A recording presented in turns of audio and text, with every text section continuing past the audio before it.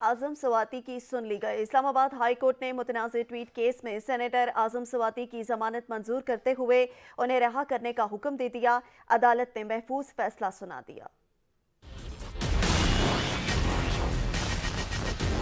मुतनाज़ tweet case में आजम सवाती की सुनवाई हो गई। मुतनाज़ ट्वीट से मुतालिक केस में आजम सवाती की दरख्वास्त जमानत पर समाअत हुई। डिप्टी अटॉर्नी जनरल ने दलाइल के लिए इस्लामाबाद हाई कोर्ट से मजीद वक्त की इस्तदा कर दी। दौरान समाअत इस्लामाबाद हाई कोर्ट ने FIA के वकील से सवाल किया कि चालान की क्या पोजीशन है। वकील ने अदालत को बताया कि 24 दिसंबर को चालान जमा हो चुका है, कल 3 जनवरी को समाअत है। डिप्टी अटॉर्नी जनरल ने अदालत में दलाल देते हुए कहा कि आजम सवाती ने जुर्म दोबारा किया, पहले भी एक केस जेर समाअत है। FIA के वकील ने कहा है कि आजम सवाती ने ट्विटर अकाउंट सरेंडर नहीं किया। अदालत ने मुकालबे में FIA के वकील से कहा कि आपने पहले खुद ही फिजिकल रिमांड खत्म किया, क्या कोई टेम्परिंग का चांस है। FIA के वकील ने बताया कि आजम सवाती ने ट्वीट का इनकार नहीं किया। अदालत ने दलाइल सुनने के बाद आजम सवाती की दरख्वास्त जमानत पर फैसला महफूज किया और वक्फे के बाद सुनाया।